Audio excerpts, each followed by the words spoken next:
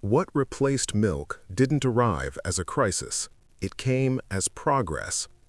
By the mid-1970s, synthetic fruit drinks had become a fixture in American kitchens. They weren't sold as substitutes, they were sold as improvements. Brighter colors, longer shelf life, less mess. And for many families, they cost less than juice or milk. The transition felt practical, not radical. A mother pouring a glass of Tang or Coulis for her child wasn't making a medical decision, she was making lunch. These products didn't need to argue their way into homes. They were already there, placed at eye level in grocery stores, advertised during Saturday morning cartoons, and recommended in pamphlets distributed through schools. The messaging was consistent, convenient, affordable, and modern. And because they were everywhere, they felt safe. Ubiquity became its own kind of endorsement. There was no dramatic announcement, no public hearing. The shift happened in kitchens, lunchboxes, and refrigerators, one purchase at a time. Parents trusted what was available. They trusted what was marketed to them. And they trusted that if something was wrong, someone would have said so. But no one did. The ingredients lists were there, printed on the back of every container, but they were written in a language that required translation. Citric acid, artificial flavor, FD&C red number 40, sodium benzoate. These weren't terms most people understood, and they weren't expected to. The assumption was that regulation meant safety, that approval meant scrutiny, that if a product was on the shelf, it had been tested, reviewed, and deemed appropriate for children. Most people didn't question it. There was no reason to. The bright packaging, the cheerful mascots, the endorsements from familiar brands, all of it signaled normalcy. And in the absence of visible harm, the habit solidified. What began as a convenience became a routine. What felt like a choice became a default. This wasn't discussed openly. Children drank these beverages daily, sometimes multiple times a day, at breakfast, with lunch, after school. The ritual was normalized across entire generations, and because the effects weren't immediate, because there was no single moment where harm became obvious, the pattern continued. The sweetness was expected, the color was expected, the ease was expected, and slowly, the palate adjusted. What had once been an occasional treat became the baseline. The companies behind these products understood something fundamental about behavior. They understood that taste could be engineered, that brand loyalty could be built early, that children who grew up drinking synthetic fruit drinks would, as adults, be less likely to question them.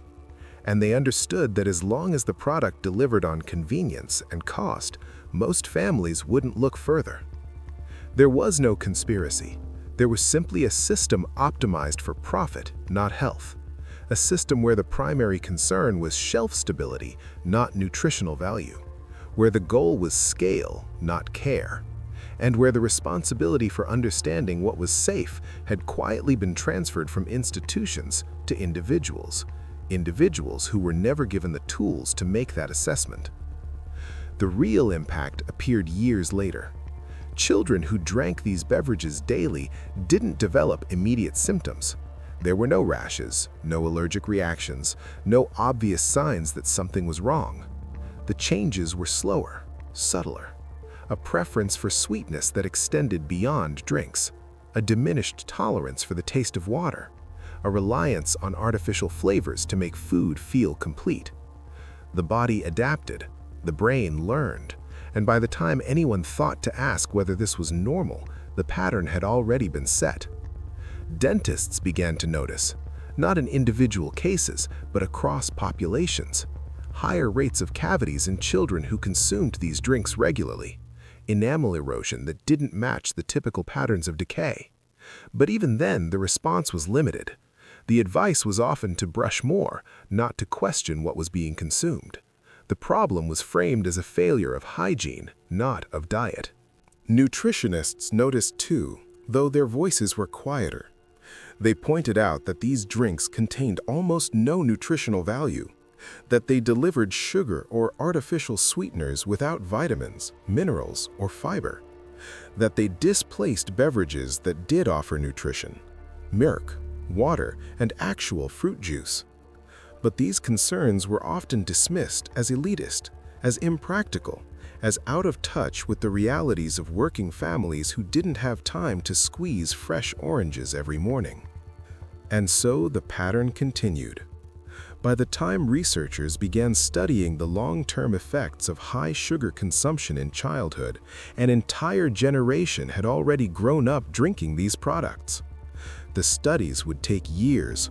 The data would take longer to interpret. And even when findings were published, they were often disputed, downplayed, or ignored by the same companies that had introduced the products in the first place. This was structural.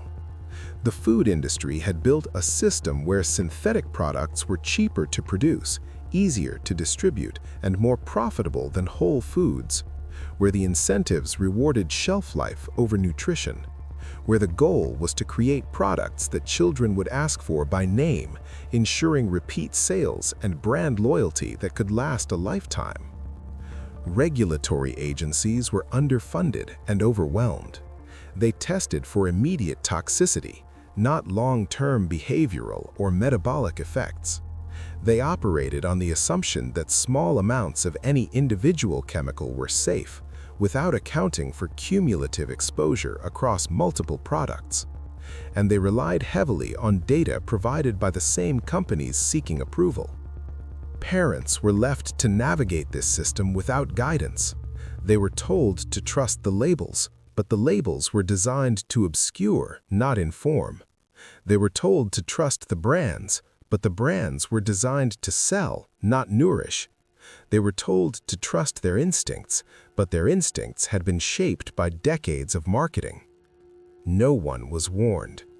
There were no campaigns explaining that daily consumption of these drinks might reshape a child's relationship with food, that the hyperpalatability of synthetic flavors might make whole foods taste bland by comparison, that the body might begin to crave the intensity of artificial sweetness, making moderation harder over time. There were no labels warning that these products could contribute to a preference for processed foods that would persist into adulthood, that they might make it harder to enjoy the taste of water or vegetables or anything that didn't deliver an immediate hit of flavor, that they might, in small but measurable ways, alter the trajectory of a child's health. Because by the time these effects became visible, the habits were already formed, the preferences were already set, the damage, if you could call it that, was already done. And the companies moved on to the next product.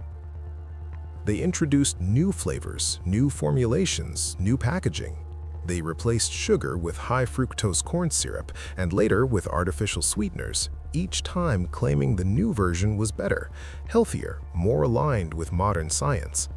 But the fundamental model didn't change.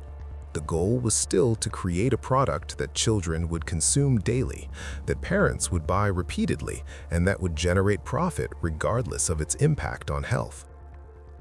This wasn't unique to drinks.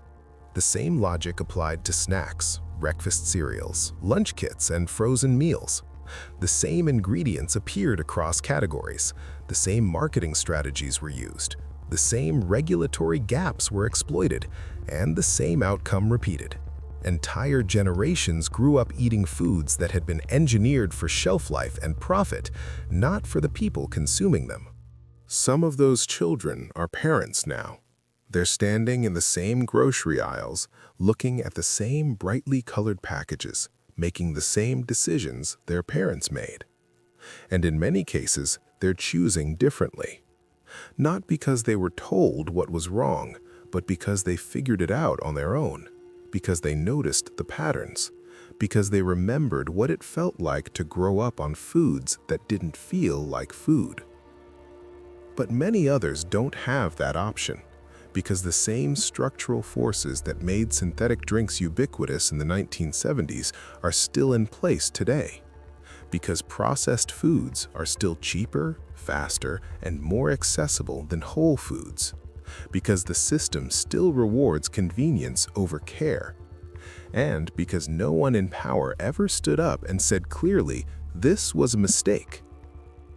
The consequences weren't dramatic enough to spark outrage. They didn't kill anyone. They didn't cause immediate harm.